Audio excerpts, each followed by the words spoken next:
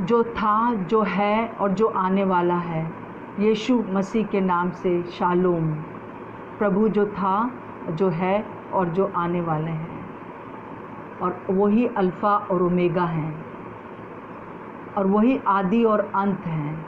उनके नाम में आप सबको शालोम, शांति मिले। प्रभु यीशु की शांति जो समझ से बाहर है, आपके दिल और दिमाग के ऊपर मिले। आप बहुत आशीषित लोग हैं, धन्य लोग हैं, क्योंकि जब आप अभी प्रकाशित वाक्य को पढ़ने जा रहे हैं, हम सब मिलकर प्रकाशित वाक्य को देखने जा रहे हैं। और जो प्रकाशित वाक्य की किताब पढ़ता है, वो प्रभु यीशु उनको बहुत आशीष देते हैं। जैसा कि प्रकाशित वाक्य उसका 1:3 में लिखा है, धन्य है वो जो इस भविष्यवाणी के वचन को पढ़ता है और वे जो सुनते और उसमें लिखी हुई बातों को मानता है। तीनों बातें जो करता है वो धन्य है, आशीषित है, क्योंकि समय निकट है। जो भी कोई इस प्रकाशित वाक्य की किताब को, मैं तो कहूँगी कि पूरी बाइबल को जो पढ़ता है वो धन्य है। और वो जो सुनता है, पढ़ता है मतलब परिश्रम करना पड़ता है हमको। ये नहीं है कि कुछ भी पढ़ने के लिए, अगर हम अपने कॉलेज की भी किताबें पढ़ते हैं या हम कुछ भी करते हैं, उसके लिए हमें परिश्रम करना पड़ता है। तो वचन को पढ़ने के लिए परिश्रम जो करता है वो धन्य है। एक बार एक स्त्री जो कि गांव की थी और उसके पति किसी और स्त्री के साथ रहने लगे, तो वो मायके जाना चाहती थी, परंतु उसके माता पिता ने स्वीकार नहीं किया। उसको कहा कि तुम उसी के साथ रहो, परंतु उसको ये अच्छा नहीं लगा और वो एक शहर में आ गई और छोटे छोटे काम करके अपने बच्चों को वो पालने पोसने लगी। और इस बीच में उसने एक बार टीवी में ये बाइबल की कहानियाँ जो आती थी उसमें से कुछ सुना और उससे उसको बहुत शांति मिली। उसने कहा, इतना सा सुनने पर मुझे इतनी शांति मिली है तो मैं इस बाइबल को ज़रूर पढ़ूंगी। और उसने बहुत लोगों से बाइबल मांगी, परंतु किसी ने उसको पूरी बाइबल नहीं दिया। और उसने एक दिन देखा कि एक चौराहे पर एक भाई खड़े होकर कुछ बांट रहे हैं, तो वो समझ गए कि ये प्रभु यीशु मसीह के बारे में कुछ बांट रहे हैं। तो उन्होंने कहा कि मुझे बाइबल चाहिए, क्या आपके पास बाइबल है? तो उन्होंने कहा हाँ, और उसने 70 रुपये में वो बाइबल ख़रीद ली। अब उसने सोचा कि अगर मैं काम करने जाऊंगी तो उसके 3 बच्चे हैं, तीनों को वो स्कूल भेजना, ये वो करके सुबह बीत जाता है। दोपहर का टाइम ही रहता था कि वो कुछ वो करती, तो अगर वो नौकरी करती तो वो नहीं पढ़ पाती बाइबल। तो उसने अपनी नौकरी छोड़ दिया, उसने वो काम करने पर जाना छोड़ दिया और उसके पास जो कुछ भी गहने थे उसने एक एक करके वो गहनों को बेचना शुरू किया और अपना छोटा सा कमरे का किराया देती, अपने बच्चों की फ़ीस देती और उनके लिए खाना पीना इकट्ठा करती और पूरा दिन बाइबल पढ़ती रहती। हर महीने में वो एक अपना गहना बेचती और पहली बार उसने बाइबल पूरी एक महीने में पूरी ख़त्म कर दी। एक दिन उसने मुझे बताया कि उसको बहुत नींद आ रही थी और उसने एक बकेट लिया और उसमें बहुत ठंडा पानी डाला, और वो जाड़ों के दिन थे, और उस ठंडे पानी में उसने अपने पैर को ऐसे करके डुबो दिया और वो पूरा दिन बाइबल पढ़ती। इसीलिए वो 1 महीने में पूरी बाइबल ख़त्म कर सकी। और ये स्त्री जो है वो सिर्फ 3rd या 4th पास है, सिर्फ 4था या 3रा पास है। और उसने उस बाइबल को पढ़ने के लिए इतना पेन उठाया, इतनी उसने जो है परिश्रम किया। सो मेरे प्रियो, हमको परिश्रम करना बहुत ज़रूरी है वचन पढ़ने के लिए। मैं अपने बारे में भी बता सकती हूँ कि जब मैं 13 साल की थी, उस समय मैंने यीशु को ग्रहण किया, उसको जाना, परंतु मेरे पास बाइबल नहीं थी।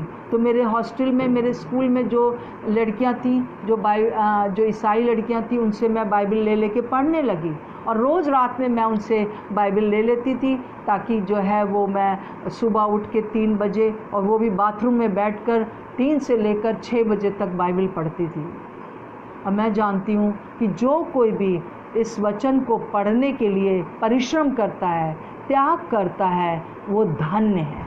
आज अगर मैं यहाँ पर हूँ तो मैं सिर्फ इसलिए कि उन दिनों में जो मैंने बाइबल पढ़ी, और अभी भी मुझे बाइबल पढ़ना बहुत अच्छा लगता है मेरे प्रियो।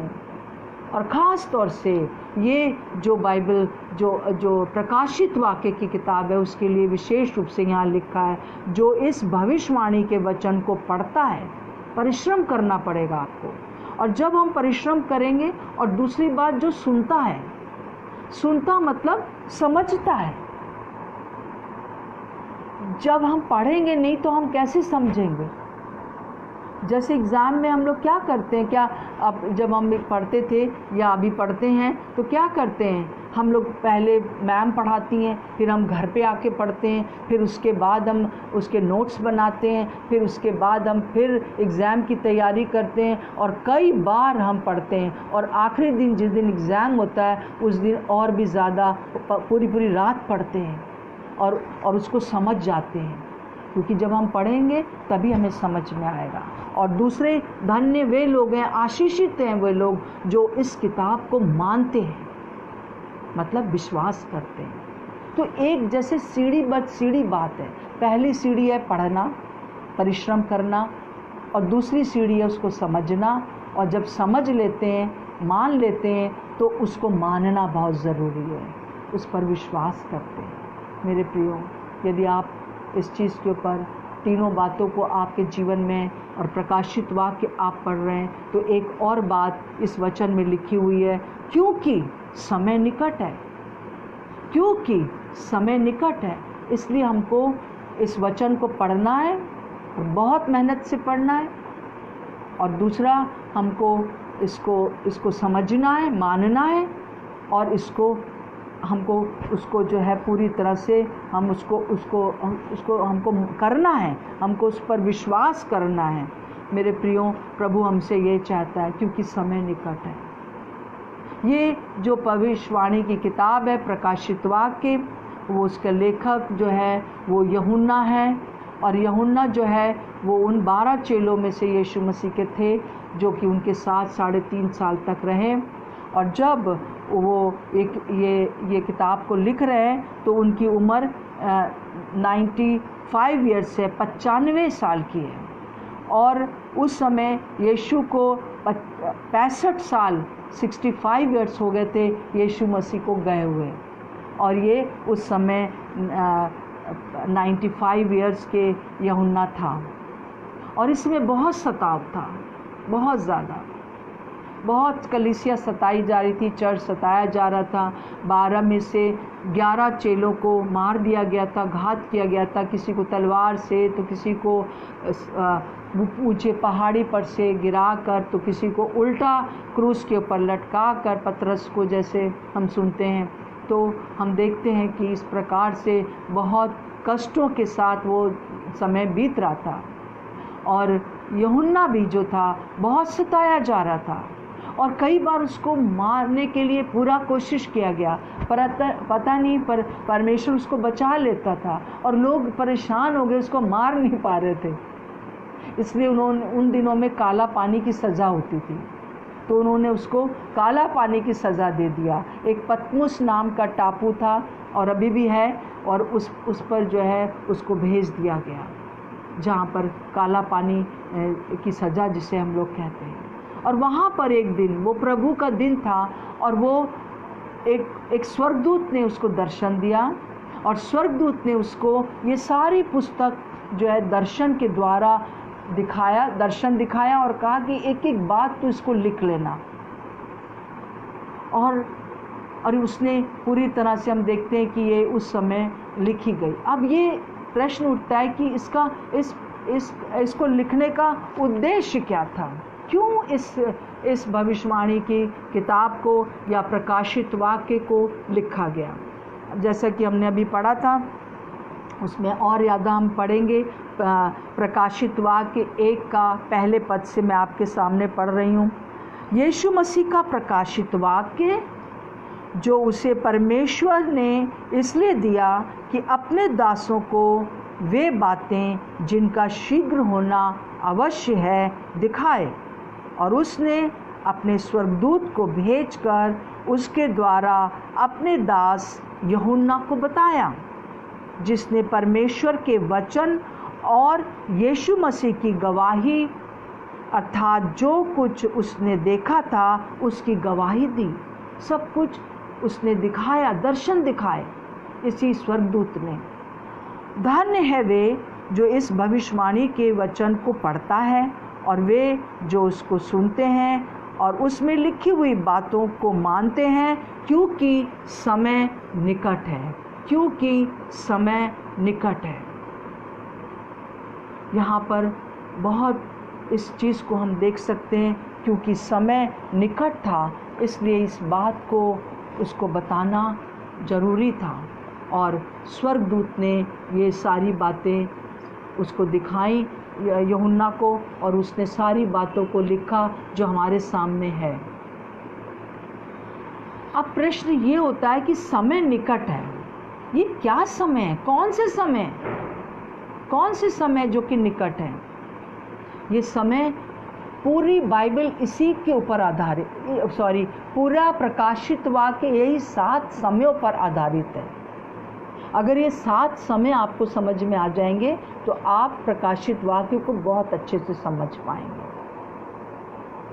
तो 7 जो बातें हैं, 7 समय जो है, वो पहला समय जो है चर्च का समय है, जो कि बहुत जल्द ख़त्म होने वाला अभी भी है चर्च का समय।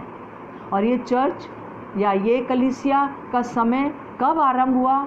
जब हम जानते हैं कि यीशु मसीह इस दुनिया में आए, एक विशेष उनका उद्देश्य था सारे संसार को नरक से बचाने के लिए। और उन्होंने बहुत अद्भुत रीति से उनका जन्म हुआ और बहुत अद्भुत रीति से, बहुत दर्दनाक मृत्यु से उनकी मृत्यु हुई और फिर वो जीवित हो गए। और जीवित होने के बाद 40 दिन तक लोगों को दिखाई देते रहे।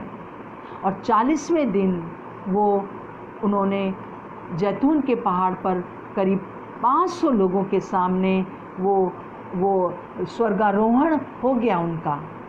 और जब इससे पहले कि वो चले जाते, उन्होंने अपने चेलों से कहा कि तुम इस स्थान को, मतलब यरूशलेम को अभी मत छोड़ना, क्योंकि सब यरूशलेम के आसपास के लोग थे।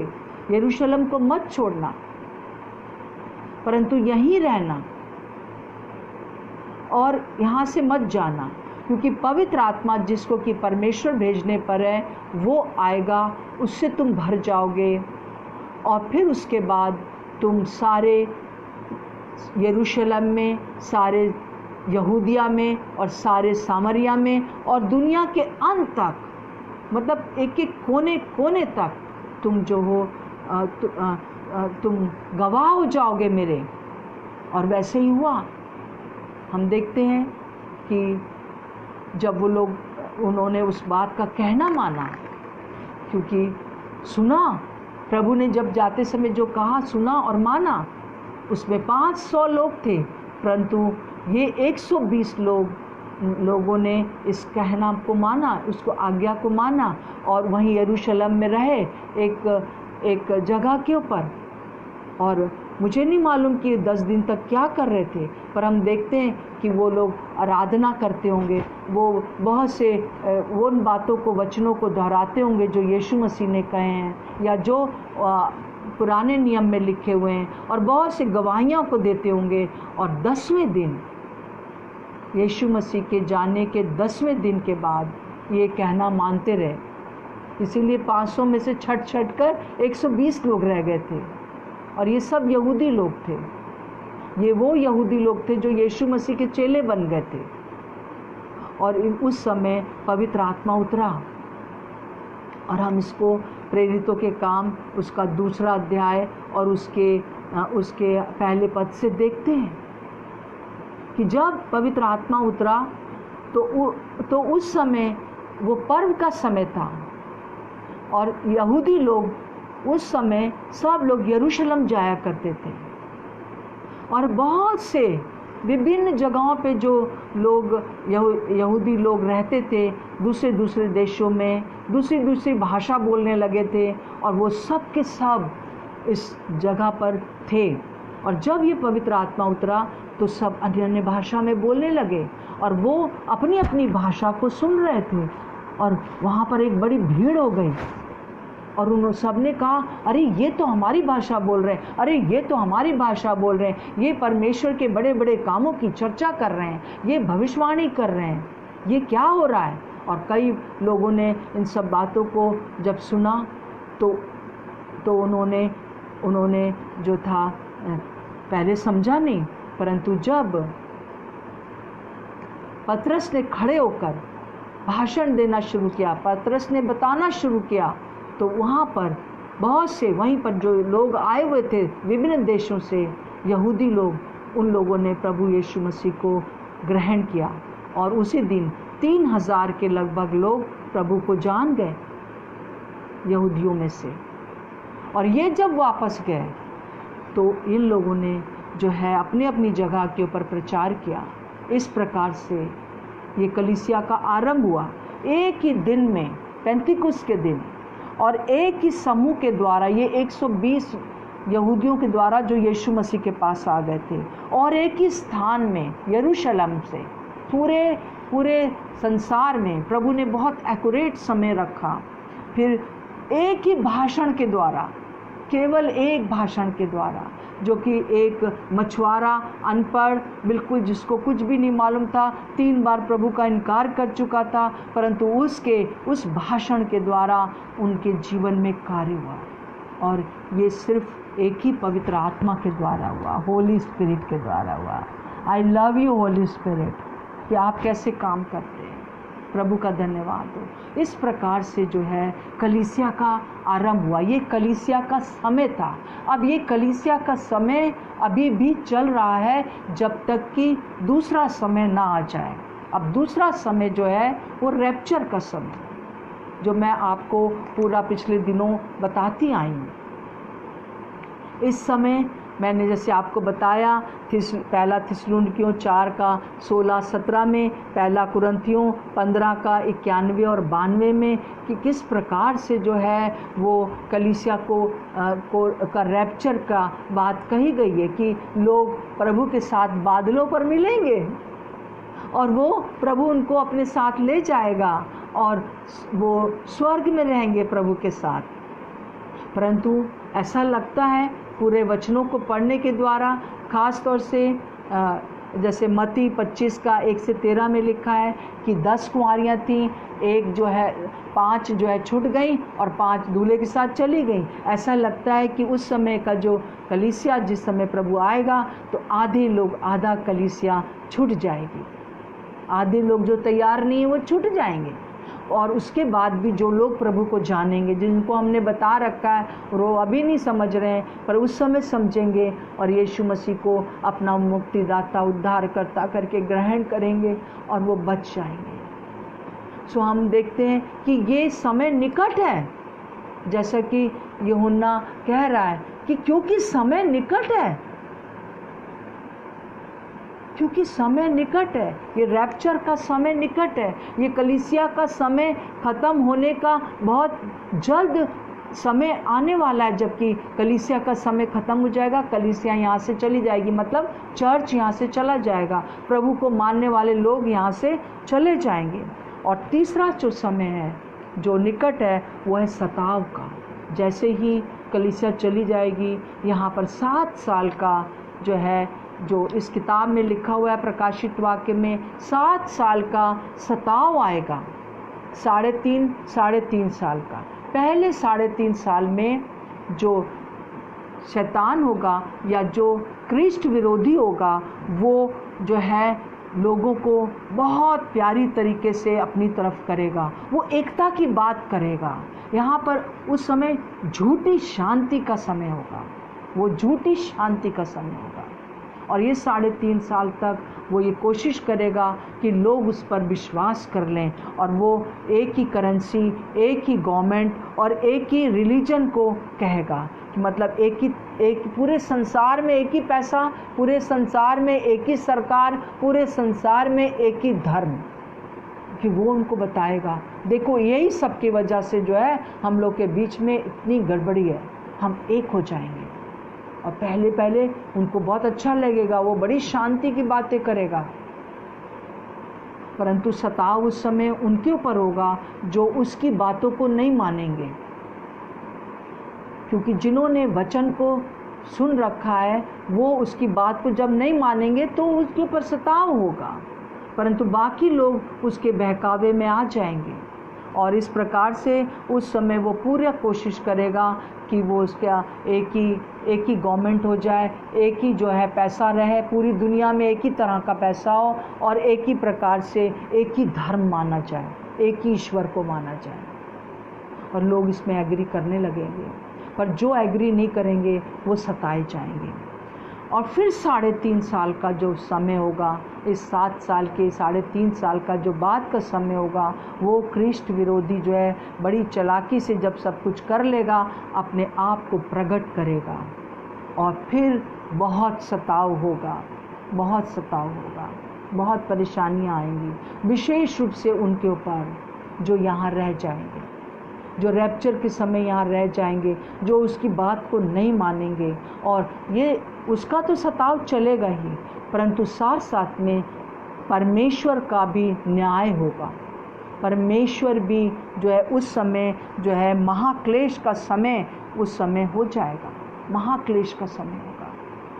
मतलब उस समय जो है जब अभी तक परमेश्वर अनुग्रह का समय हमको दे रहा है कि हम उसको जान जाए और प्रभु हमको ले जाए, परंतु जब एक समय आने वाला है जो बहुत निकट है, इसलिए ये भविष्यवाणी की किताब को मानना बहुत ज़रूरी है।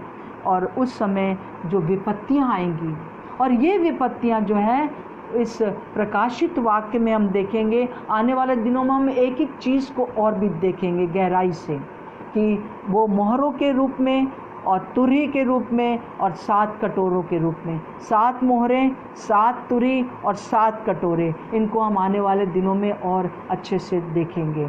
तो इसलिए परेशान होने का ज़रूरत नहीं है कि ये क्या हैं, और ये एक ही बातें हैं, परंतु इनको जो है जैसे कि मोहर, तुरही और कटोरे तीनों एक ही बातें बताते हैं कि परमेश्वर का न्याय उनके ऊपर होगा और किस प्रकार से, परंतु एक एक चीज़ जो है थोड़ा थोड़ा और उसमें ऐड करती जाती है। यही पूरे उसमें लिखा हुआ है। हम लोग सोचते हैं अरे ये पहले तो ये मोहरें, फिर तुरहियाँ, ये कटोरे, ये सब क्या, ये एक ही है, एक ही प्रकार के जो 7 जो हैं चीज़ें हैं इन 3 बातों में। तो इनको हम आने वाले दिनों में देखेंगे। पर ये न्याय, ये जो सताव का समय है, ये बहुत निकट है। ये न्याय नहीं परंतु सताव का समय निकट है और महाक्लेश का समय निकट है। फिर उसके बाद हम देखते हैं चौथा समय जो निकट है, और वो है प्रभु का दोबारा आगमन। प्रभु राजा के रूप में आ जाएगा, सारे लोग उसको देखेंगे। पहली बार रैप्चर जब होगा तो दूसरे लोग नहीं देख पाएंगे, पर ये जो रैप्चर होगा वो चुपके से होगा, चोर की तरह होगा। परंतु जो दोबारा आना होगा महाक्लेश के समय के बाद, वो जो होगा बहुत ही सबके सामने होगा। और इस समय शैतान थोड़े समय के लिए बांध दिया जाएगा, और वहाँ पे ऐसा लिखा हुआ है इसी किताब में कि हम 1000 साल तक प्रभु के साथ राज्य करेंगे। उस समय जब प्रभु यीशु मसीह आएंगे राजा के रूप में इस दुनिया में, तो हम जो कि रैप्चर के समय चले गए, हम जो कि विश्वासी वहाँ पर स्वर्ग में थे, वो सब भी उसके साथ होंगे। और जो यहाँ पर जो सताव के कारण, प्रभु यीशु मसीह के मानने के कारण, सताव के कारण उनका वध किया गया था, वो भी जीवित हो जाएंगे। हालेलुया। और वो भी उसके साथ शामिल हो जाएंगे जो उस समय उस सताव को सहन कर रहे होंगे।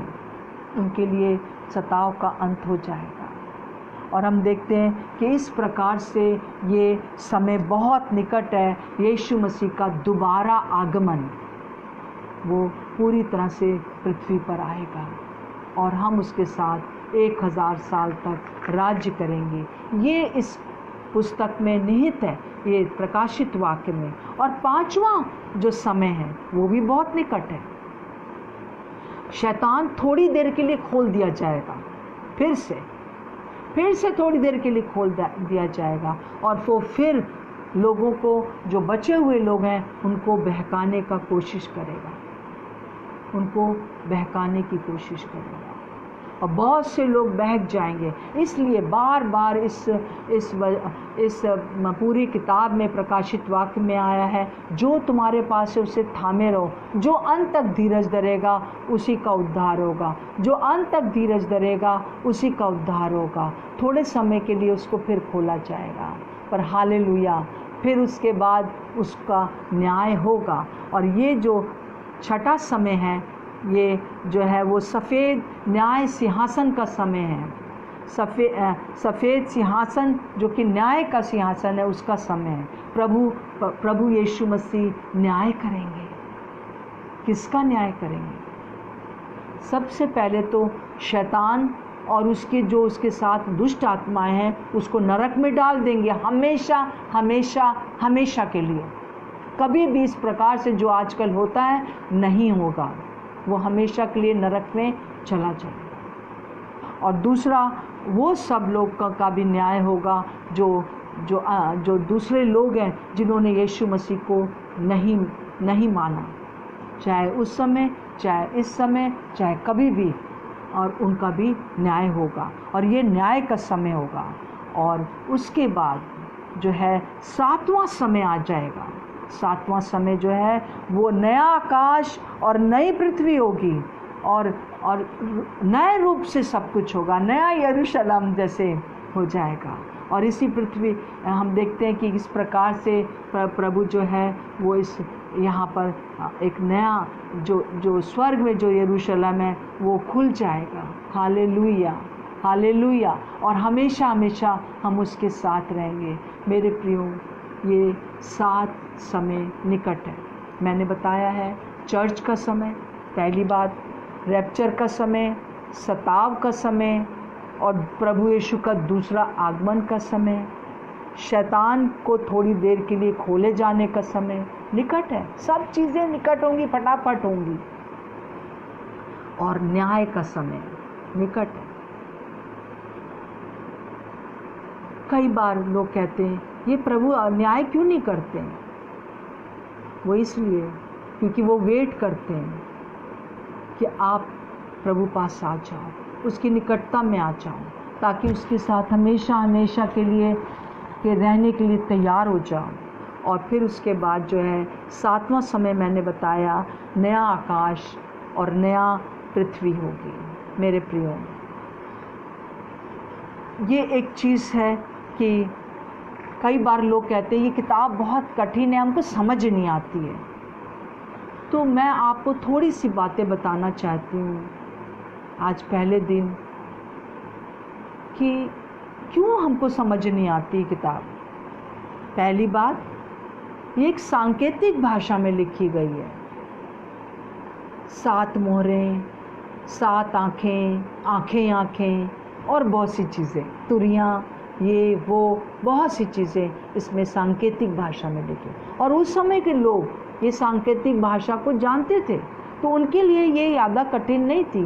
पर हम लोग क्योंकि सांकेतिक भाषा को नहीं जानते हैं उस समय के उनके हिसाब से, इसलिए हमको मुश्किल लगता है। तो इसको समझने के लिए वो संकेत जो प्रभु ने रखे हैं उनको समझना ज़रूरी है, और वो बहुत कठिन नहीं है।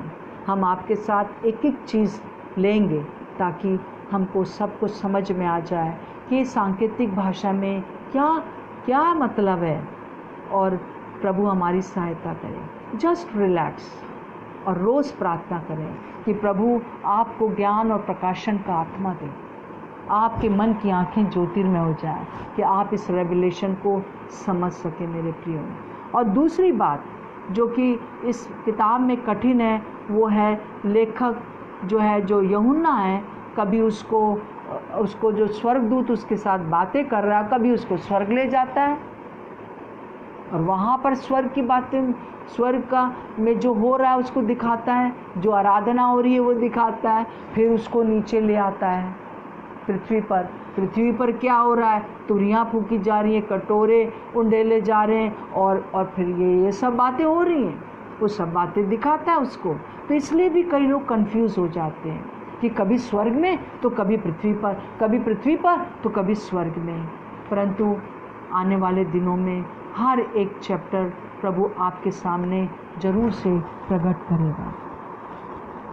मेरा उद्देश्य यही है इस किताब को आपके साथ पढ़ने का और अपने आप को भी पढ़ने का। ये मैं नहीं चाहती हूँ कि मैं आपको बताऊँ कि मुझे कितना ज्ञान है, मुझे बहुत कुछ आता है, पर मैं चाहती हूँ कि मैं भी समझूँ साधारण तरीके से और आप भी पवित्र आत्मा की सहायता से समझ सकें और पवित्र आत्मा आपको जो है समझाएंगे।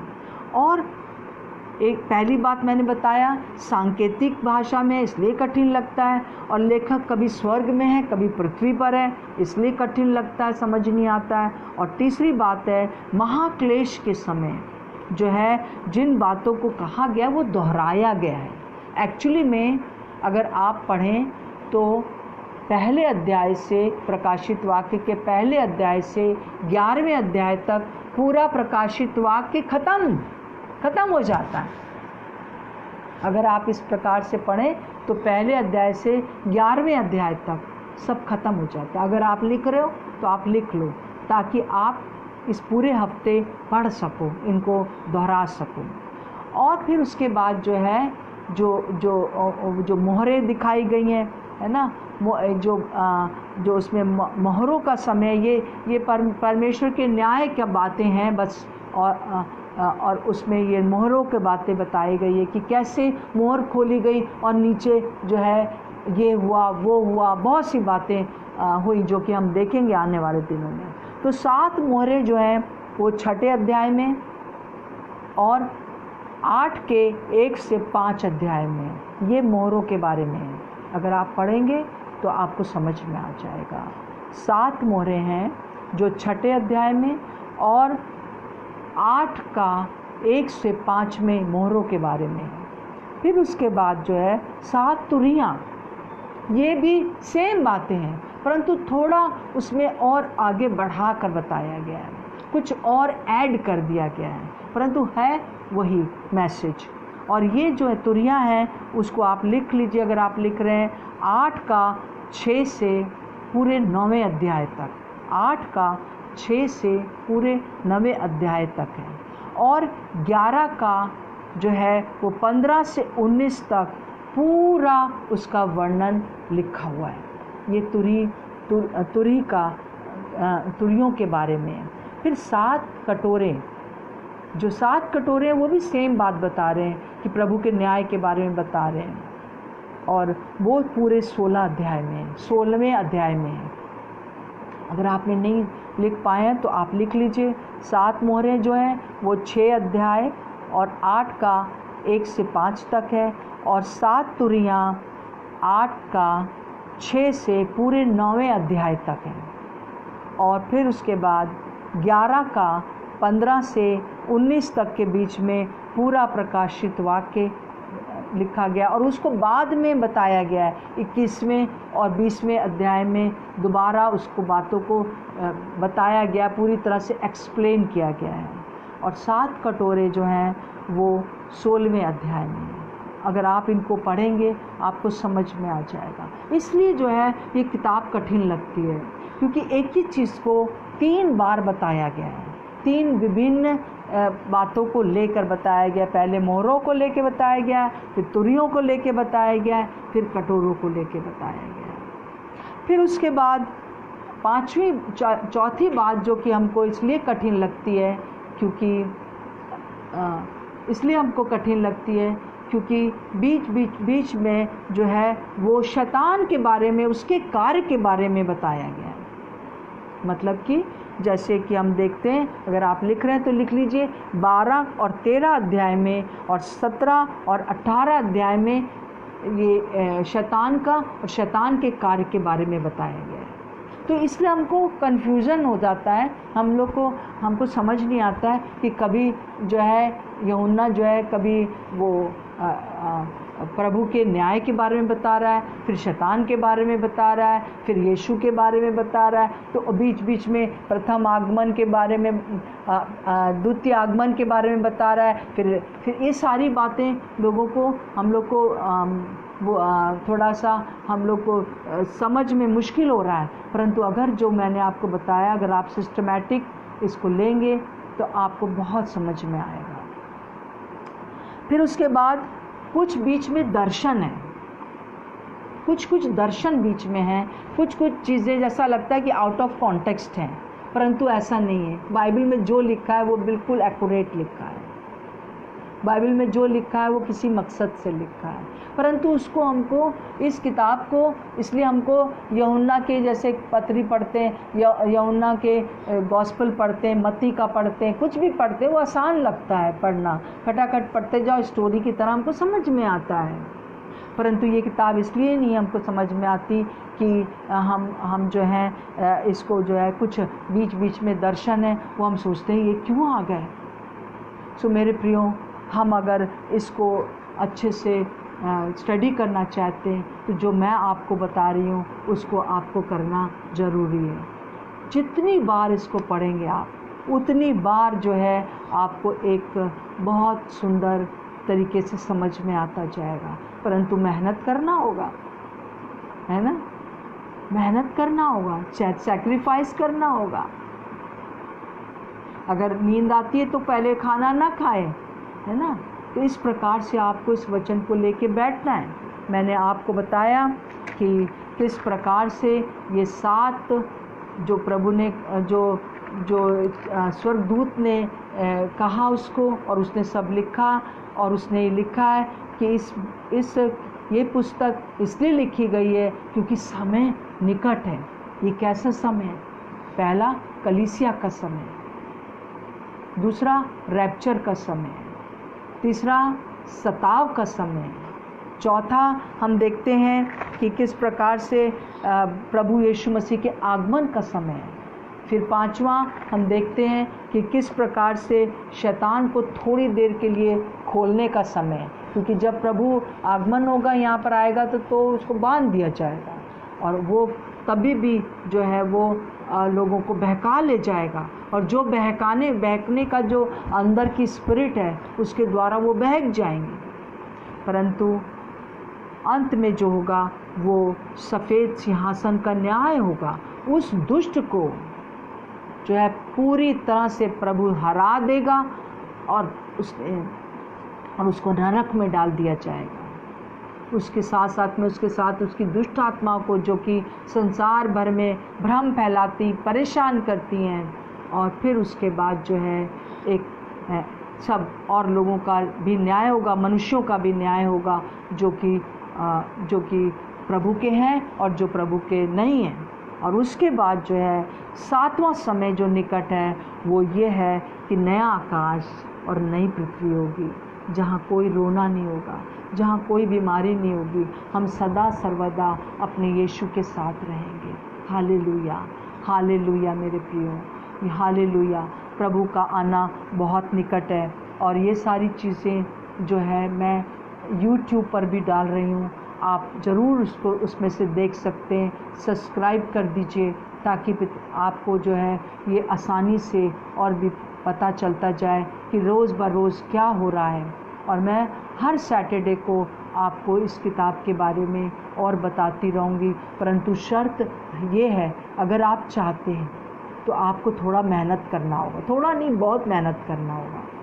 जो मैंने आपको वर्सेस दिए आप उसको लिख लीजिए, उनको आप पढ़िए, बार बार पढ़िए, ध्यान से पढ़िए। इवन जो संदर्भ है, जो आपके बाइबल में संदर्भ आता है, ऊपर लिखा हुआ कॉन्टेक्स्ट आता है, उसको ज़रूर पढ़ लीजिए, उसी में आपको पूरा मिल जाएगा। कई बार हम लोग उसको पढ़ते नहीं हैं।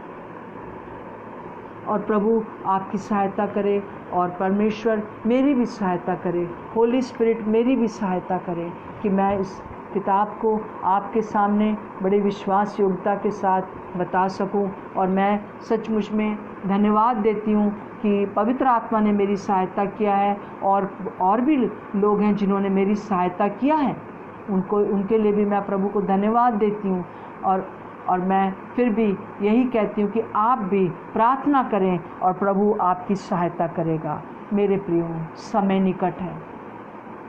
मेरे प्रियो, समय निकट है। समय बहुत निकट है और बहुत ज़रूरी है कि हम उन बातों को जान लें जो अब नेक्स्ट होने वाली हैं, तुरंत होने वाली हैं। हमको नहीं मालूम, डेट नहीं मालूम है हमको, पर जैसी रैप्चर होगा उसके बाद सब कुछ शुरू हो जाएगा और बहुत जल्दी जल्दी होगा।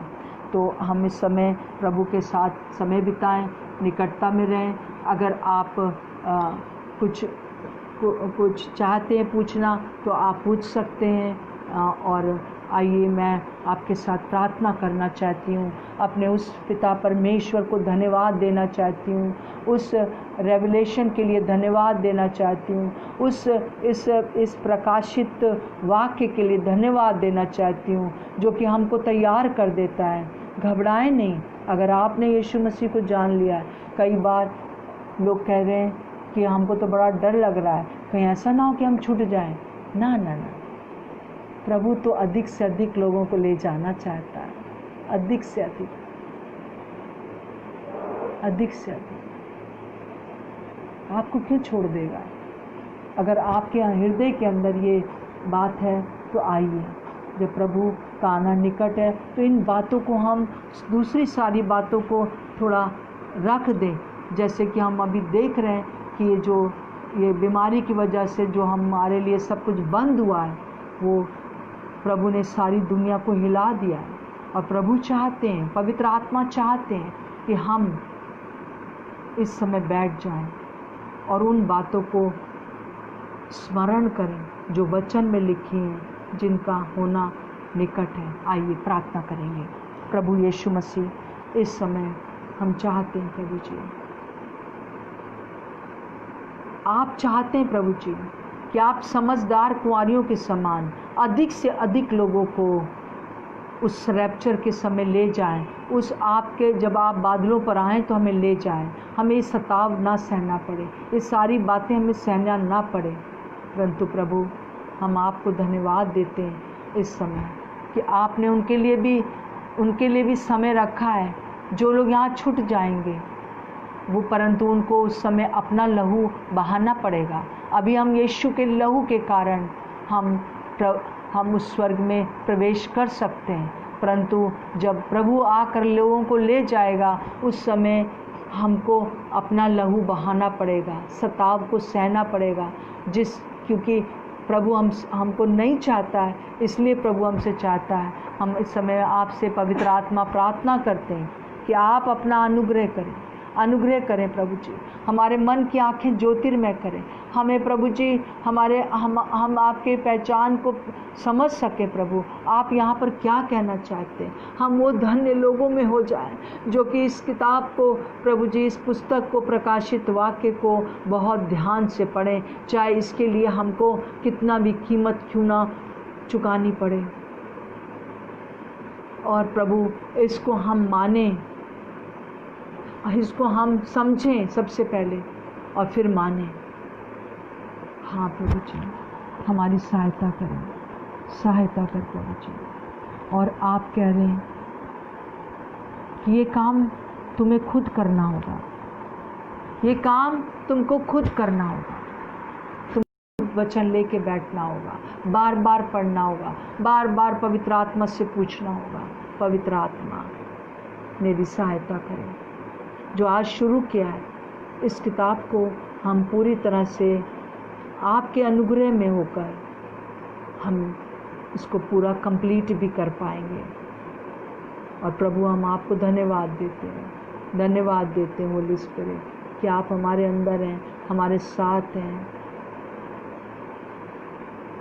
हम आपको धन्यवाद देते पवित्र आत्मा आपका धन्यवाद। पवित्र आत्मा, आपके बिना हम कुछ ना तो समझ सकते, ना तो हम उसको मान सकते। इसलिए पवित्र आत्मा आप आएं, और जो कुछ भी हम इन दिनों में मेहनत करते हैं पढ़ने में, उसमें आप हमारी सहायता करें। एक एक व्यक्ति जो इस समय सुन रहा है, प्रभु उनके हृदय में आपका कार्य हो, और आज दिन तक ये जो किताब हमको कठिन लगती थी, बहुत सरल लगने लगे। धन्यवाद प्रभु, धन्यवाद प्रभु यीशु। एक एक बहन भाई को मैं आशीष देती हूँ, आशीष देती हूँ। यीशु के नाम से मांगते हैं, आमीन। धन्यवाद, प्रभु का धन्यवाद हो।